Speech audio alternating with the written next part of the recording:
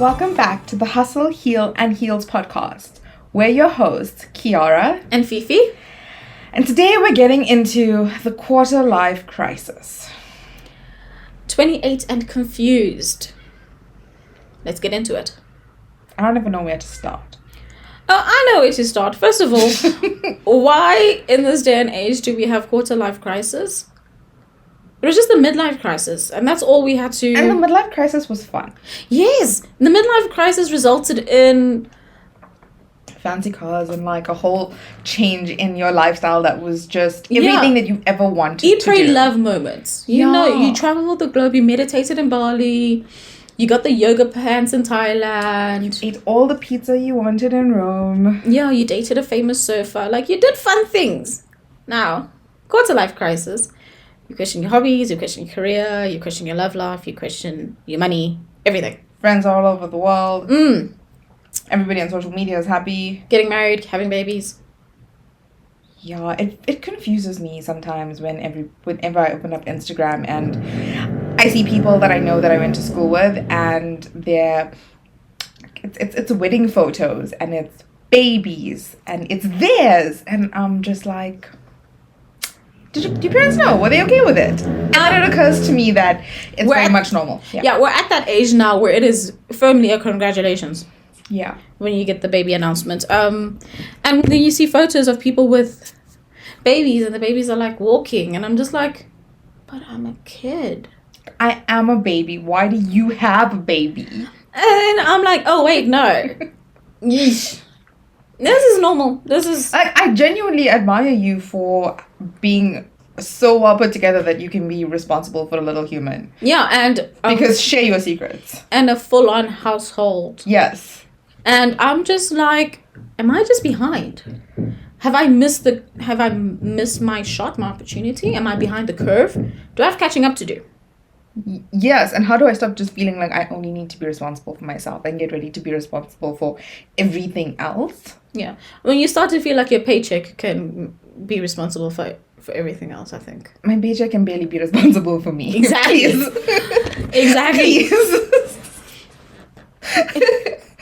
Oh my gosh, but it's so hard. And that's the worst thing about social media. Is like you always feel like you're behind.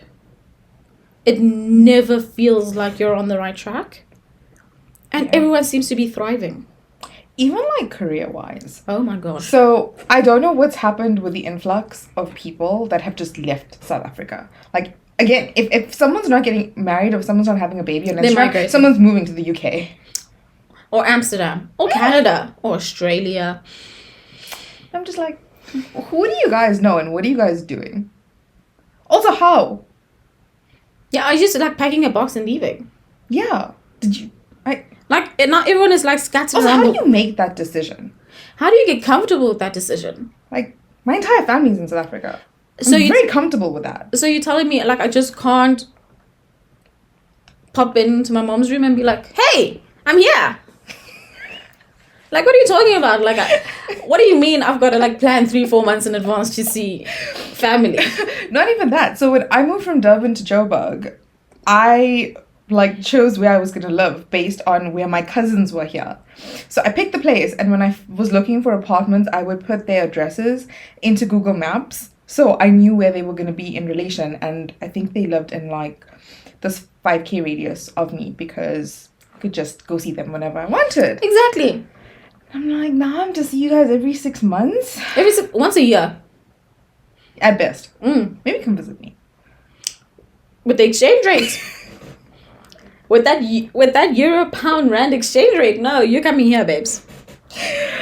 But even just like generally changing your career, because I feel like you do school, you study, and you have a very a tunnel visioned, one tracked, I've done this, I've studied this, I'm going to do this, I'm going to be that, and then you get to 28 and you're doing it and it just feels, or it feels really great, but now you're like, what's next? Yeah. Yeah. And then I feel so inspired that people who do like a career change or a career pivot, or like they branch out of their comfort zone and go into a completely different role, even if they have to start from the ground up. And I'm just like, share your courage. Because, yeah, we both love what we do. And we're comfortable and we're learning and we're growing.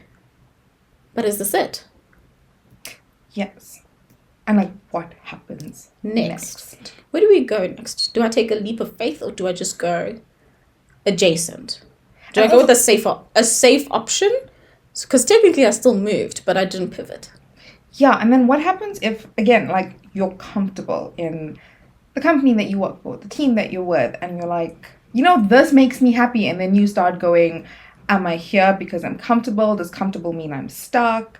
Like, comfort's generally the death of progress. Yeah. So, like, how do you Am I know growing? whether or not it's like, I now need to consider options if you, just because you're scared of getting comfortable, you're scared of being comfortable. Yeah.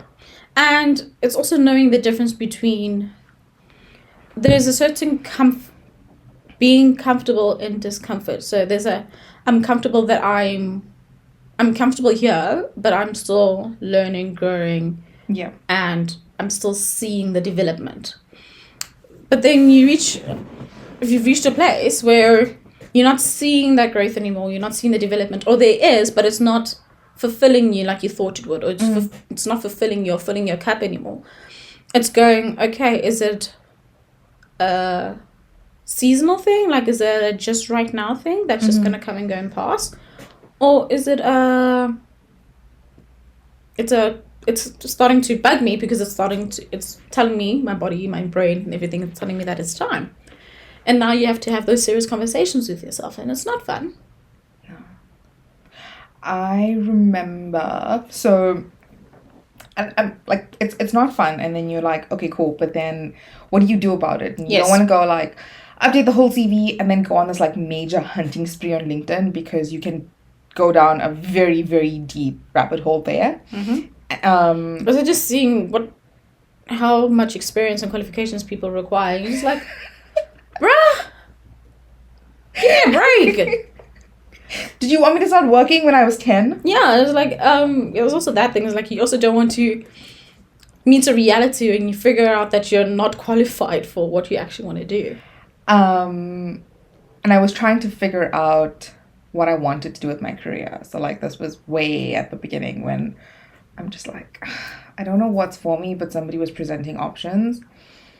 And I remember the guy that's saying that, like, if you're young, you're meant to always keep your CV updated, and you're always meant to be, like, circulating it. So, like, 6 months to a year, whenever you just feel like you've made progress and there needs to be an update, you would just put it out there and kind of, like, see what comes your way.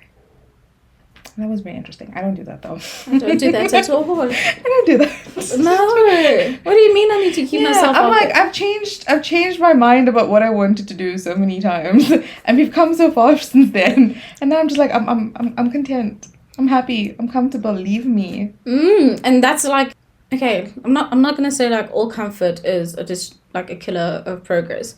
Yeah, because it's not bad comfort. It's I'm comfortable with where I am, and like I'm growing where I am. So it's like a comfortable foundation, which is nice. It is nice. Yeah, it's nice. And there was this moment I was watching Schitt's Creek again. If you've not watched it, please do. It's on Netflix. It's hilarious. And at the end of it, Alexis, she goes, I'm wondering, she has a plant, like, you know, one of those potted plants, and it dies. Yeah. And she said, I wonder if the plant died because the pot no longer served it, and it outgrew its pot. Oh, that's really nice. Yeah, and it's like, I wonder if it needs to grow again, it needs to find a bigger pot to grow in. I was just talking about herself because I was like, she'd never done anything alone. She'd never gone out of her comfort zone. She's always just stuck to the narrative that was written for her. And her entire family was going in one or another direction. And in order to go to the direction she wanted, she thought she would be going with her entire family, and that ended up happening. So she had to do it alone. And she was wondering, like, is this the right move for me? Should I take the leap of faith? Should I go at it alone? And that was the analogy she used, like, maybe the plant has outgrown its pot, and that's why it died. And that's what that's what it should feel like. If it feels like you've outgrown your pot. So if it doesn't feel like you might be growing, but the growth might not be fulfilling, or the growth might not be coming. Doesn't matter the trajectory the growth is coming, and also doesn't matter how fast it's coming. If it doesn't feel like it's fulfilling you, then maybe you've outgrown your pot. Yeah, that makes sense. Makes sense. Which is, I suppose, how we've also ended up with friends in a whole lot of other countries and a whole lot of other provinces. I know. And then it's like, you just watch the childhood just drift in different directions. And it's like this mix of nostalgia, and I want to hold on to it because there's so many good memories, but also it's so absolutely fun and like so heartwarming to just watch everybody succeed and to like do all these really fantastic things. Yeah. And then it's like keeping in touch. That's like, it's so hard. Okay, I have not found it that hard to keep in touch with some of our latest friends that I've gone across, but like the earlier friends, like the people who went across at the like varsity time or just starting to work time, it's just seeing an update on LinkedIn. That's where we're at now. There's no keeping in touch. Oh shit, no. So actually most of my friends have lived out of the province for like the longest time. Okay. So my friends was in Cape Town, and then she moved to PE recently for work. Like, I think I saw her almost 3 years ago now, and that was insane because like we grew up together. And then there are 2 in Cape Town, and I can like on my palm count how many times I've seen them. Except for I did see the one recently, because you know I told you we took that drive to Besonia? Yeah. Which was an absolute trek. I felt like I was so far out of Joburg. It was unbelievable. I saw mountains and greenery, and when you told me where you were going, I was like, she must not know. I didn't know where I was going until I got there, and I wasn't sure I was still in the same province. I was very confused. You almost weren't. Yeah. Yeah, but like it was so much fun because I got to see a new place, and then I got to see them as well because they were here, and it was the first time I'd seen them since I think December, because like they're also from Durban originally. Okay. So that was dope. But that was the trek. That was actually really fun. We should road trip sometime. Weren't we supposed to go to Dahlstrom? We were supposed to do lots of things. We have a very long bucket list. Very long. Lots of aspirations. We'll get to the bucket list though. We've got time. On time. Yeah, we've got time. That's the famous line we keep telling ourselves, and then we try to figure out where our weekends went to. Wait, let's not get into that now. Let's not get into that now, because we spent the first half of this entire year shopping every weekend. If you don't remember. If you don't know what we're referring to, go back to episode 4 and listen to that one. We need to start doing that again, actually. Yeah, we do. Maybe. We'll see. We'll see. Maybe we'll take you guys along for that one. You can follow along in our Instagram page. At least we won't be the only ones traumatized. Yeah, you can see it in real time. But yeah, it's the growing pains of everyone starting to drift off.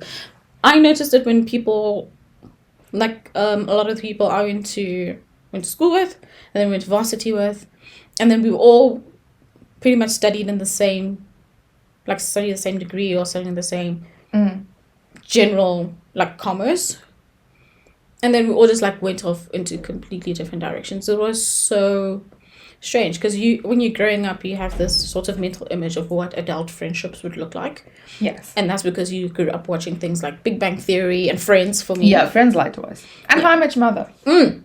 First of all, they didn't tell us how much rent was. Ain't no way those girls, Rachel and Monica, were affording that New York apartment on a waitress and a cook's salary, please. I want to know how 10 of them were drinking every night. Yes. Explain to me. I need someone to explain to me Barney's lifestyle. Yes. I need someone to explain how they were having coffee at that shop every single day. I can't watch Friends. I did it. I think I watched the entire series once. Only once? Ones and maybe like a few here and there, but Oh. I just I don't think anyone's gonna come at me for this, but I cannot for the life of me stomach Ross. Oh, yes. I can't. I just can't watch the series because of that. But there's always that one in every. We're diverging, but anyway, it's a tangent, but we're gonna go on it. There's always come that. back. Yeah, there's always that one character in each series that you can't. And the same for me. I can't stand Ross. I think he was written specifically that way. He's so irritating and pedantic and just. Ugh. I feel like one day we just need to go through all of the series we've watched and then just dissect the characters. Yeah. Yeah. Also, I have one for Big Bang Theory. That's Raj. Yeah, I'm not a fan. There was potential, and they just look right over that. Yeah. Yeah, no. I wasn't a fan of him. How I Met Your Mother. I actually didn't like Lily. Yeah, no, Lily as well. Oh. Did not like Lily. So I can't watch Marshall it. was too good for Lily. She didn't deserve him. Not at all. Who else? I can't think of anything else off the top of my head. You see, Schitt's Creek, love it one. Brooklyn Nine-Nine. I haven't watched the full thing, beginning to end. I need to watch it. I think I watched the first 2-3 seasons. I got to a point where I found Gina intolerable. Like, I couldn't. Really? Yeah. I don't know what it was. Okay, I need to watch it. There was a point where she was like, you got her and she was funny, and I don't know what they changed in their writing, but like they started writing too much into that. And I was like, I can't, please stop talking. But anyway, we've digressed. We have digressed. Let's shift movely back. Yeah, so being an adult, like sometimes you wake up and you realize that you're an adult, and that's delightful. The thing I keep seeing on Instagram is where they're comparing adulthood to the series, though. Now that we've mentioned it. Oh, so yes. They're like, with Sex and the City, I think season 1, they were like 32, and then How Much Mother, they were 25 or something. Yes. So like, you're only in season verse of the series. I've seen that. Oh my gosh, Yeah. I love that. It was like, just remember that Sex and the City, there were 32. Yeah. And like, what? How many that ran for 6 seasons? I I think they don't were know. like. I didn't watch the full thing. I watched the full thing like twice. Carrie. First of all, we need to talk about the series because Carrie is the villain in that show. Yeah, we're gonna need to do a whole breakdown of everybody at some point. She is the villain, and I don't fight me. Fight in the comment section. She's the villain. Can't tell me any different. Big was never the problem in that relationship. She was the villain. What she did to Aiden, my gosh.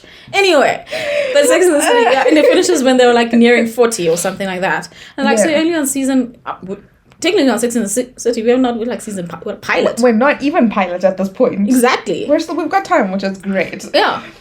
It's very comforting, actually. It's very comforting. There's like, you're only like on season 1, so don't worry. You got this. And it's like, oh, thank you. You feel it. The millennial shift. Yeah, every now and again I wake up and I'm like, I'm an adult, and I don't know what that's supposed to mean, though. This is not what adulting. It's not what I thought adulting would feel like. Yeah, they lied to us when we were kids. Yeah, I thought I would have my life together by now. But then what does that look like? Who knows? At this point, I don't even know. Think about it, like when we grew up, no one was just like hopping countries the way they are now. That's true. There was a process that you followed. And I think we were the last that was taught the process but didn't have to live the process. Yes. So we went through our entire adolescent periods being taught this is A, B, C, D, like this is the line that leads to life and adulting. And then as soon as we were supposed to enter that line, they did a 360 and they're like, actually, do whatever you want. Fuck all. You want to go to Bali and live as a digital nomad working as a virtual PA to a CEO somewhere in America? Go do that, girl. Go do it. You wanna hop islands all over the world, living for 6 months on digital visas? That's okay. Doing remote work? That's fine. Do it. Completely acceptable. I feel like the struggle now isn't, find someone, get married, have a family, figure out where to settle down. I feel like the struggle now is how to balance the adventure that you can freely now live, because it's very openly and very like widely accepted, and still kind of Structure. doing the structure and like balancing those two things, because I want to have an adventure, but I also want, the progression and what is the word? It'll come to me eventually. Yeah.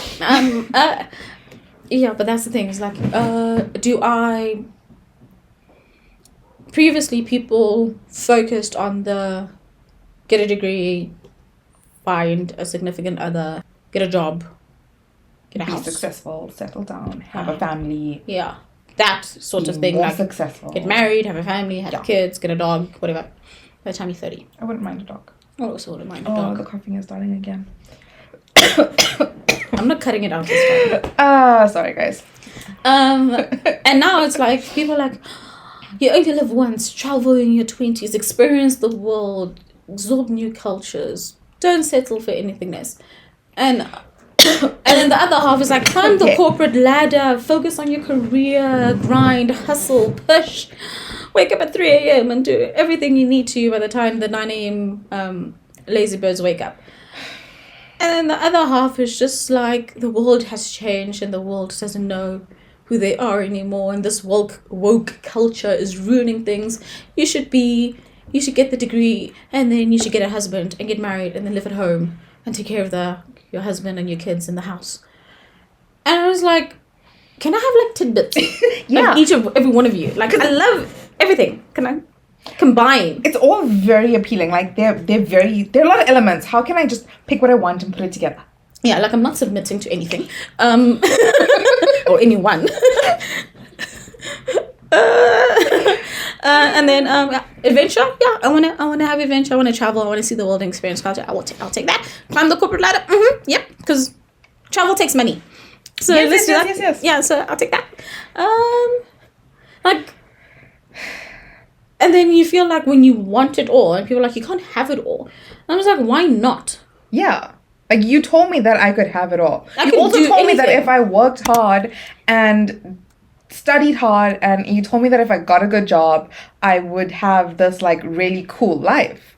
I'd be happy, I'd be successful, I don't think I could afford to everybody adopt a around me dog. proud. We could not. Again, I can barely afford myself. Please. The SPCA would turn me away. So, Feels interesting. It is interesting, and it's tough waters to navigate, because we came up right behind the generation that did Everything the standard, the right way. Yeah, the standard, and we're right in front of the generation that's doing whatever they want.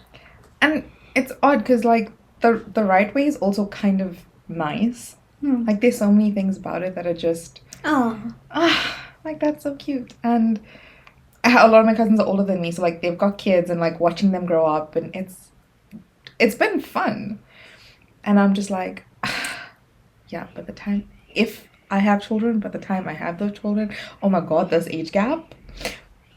But I want to explore first, and I want to have an adventure first, and I want everything. And that shouldn't be impossible. I don't think so. No. Or we're clearly just deluding ourselves to get from one day to the next. You know what? It's fine. If we have to live in Delulu land for like just to get through this moment, I say we be delusional. Like, that's what we said we're gonna do this year. We're gonna live it like an experiment. So Yeah, why can't we have it all? But what does having it all look like?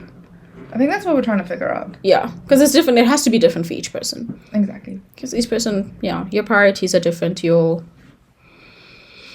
end goal is different. No one has the same script. Anything. Yeah. So you have to write your own answers. And that's scary. And maybe that's what the entire adulting process is about. And maybe that's why we're 28 and confused, because We don't have a script. yeah, and it's literally figuring it out. And we learned very late that I don't think we learned very late. I think we learned exactly when everyone else learned that there's no script to this. Yeah. And it's nice that I think we're all in that together. Because even though everybody's on their own path, there's comfort in knowing that everyone's figuring it out. And you can be at different phases, but again, it's like back to your tribe. And that support team of you do what you want to do.